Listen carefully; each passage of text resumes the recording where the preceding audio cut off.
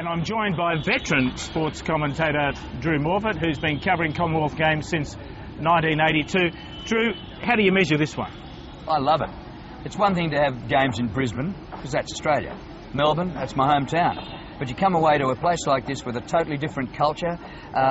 You have to prepare with medicines and all sorts of stuff before you come away. There's the spray for the dengue fever. Haven't seen a mozzie yet. Seen a lot of moths, seen a few monkeys, seen a few eagles. But so far, fighting fit. Been here just over a week. No problem with the Delhi belly. I'm absolutely loving it. You get to see a different culture.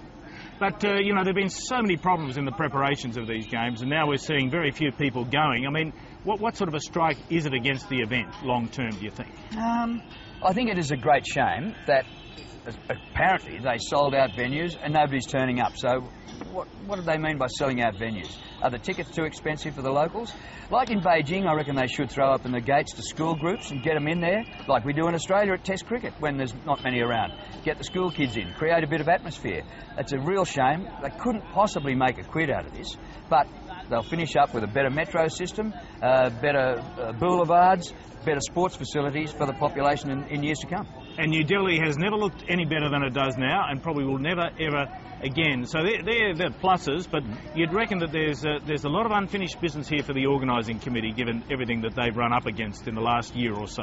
No doubt about it. When they sit down to do the balance sheet at the end of it, they'll get a hell of a shock. The games must have cost an absolute squillion. If I was a crook, you know, I'd be somewhere else in India and have a free run at it, because I reckon every soldier and every policeman is at the hotels and the venues and the broadcast centre, so it's free reign in the rest of India.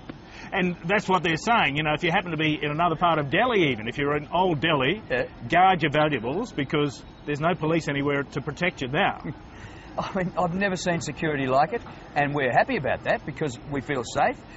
Say a month before we came away, there was all sorts of doom and gloom about, you know, what might come from the borders north in Pakistan and so on. And, you know, the Mumbai thing that happened a few years ago, I suppose it was a threat for these games. So they've done everything to make sure that it's not going to happen. I feel as safe as houses, because every time you go anywhere, you go through a phalanx of people who are, you know, screening you, frisking you. Girls are loving it, as a matter of fact, but anyway, we feel safe. And what about for the athletes? Because we know that there have been problems for the swimmers, not just from the Australian team, but other teams with stomach problems. And now they're performing before, in some cases, near empty venues. I mean, what does it mean for the athletes? How tough is it for them? Well, for swimmers, you couldn't say the Commonwealth Games is the major event on the program. But if you're a lawn bowler, if you're a shooter, if you are an archer, archery hasn't made an appearance since Brisbane 1982. This is huge for them. They've gone around the world preparing. They're the best prepared teams they've ever been. So to come to a Commonwealth Games for them is absolutely fantastic. I think by the fact in the tennis that there's no Leighton Hewitt, there's no Sam Stosur, there's no Andy Murray, tennis making its first appearance, I think it'll be its last. Why does the game need tennis? They've got Grand Slams and, you know, multi-million-dollar tournaments every week of the year. But for the so-called minor sports, it's fantastic for them. And you're covering hockey in particular. I mean, what are you seeing there? Is this a competition really that's got international grunt to it? I reckon it has. Australia's in the men have won the gold medal at the 3 previous Commonwealth Games, and in all that time they've only lost one match ever. If Rick Charlesworth's boys lose a game and don't win the gold medal here, it'll be a disaster. They come in as the world #1, they're the World Cup holders, Champions Trophy they've won the last 3 times, as defending champions and all that. I think they'll just cruise through and win it. But they got a fright by India when they only led 2-1 at half-time, and at that stage India were on top. They got a fright. Oh no, this is sort of their grand final. After a long year of all these tournaments they've played and won, they can have a rest after this, and they'll go away resting with a gold medal on their pillow. Given all the problems with this one, and obviously the Commonwealth Games, even without these problems, has probably slipped a bit in international dimensions. Glasgow's got to pick up the ball. I mean, how tough is it going to be for the future of the Commonwealth Games after an event like this, which has gone so badly on so many fronts?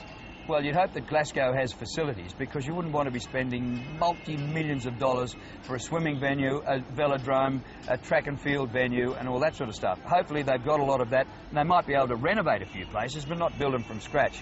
Here, they've just poured money in, and I don't think they'll ever see it again. So they'll come out of it thinking, oh, we're sorry we've held the games. But, yeah, Glasgow, they'll be a good games, I reckon. And, look, there are people who do say that the Commonwealth Games are the school sports. I don't go along with that, because you can still train for it, prepare for it. You still get a medal when you win, a gold medal when you win. And, as I say, for the minor sports, it's something big. So it'll keep going. Look, the Commonwealth isn't such a strong band of countries as it used to be, but it still means something to us, surely. And the chance that Niue and New Caledonia and Nigeria and places like that are competing, that's fantastic.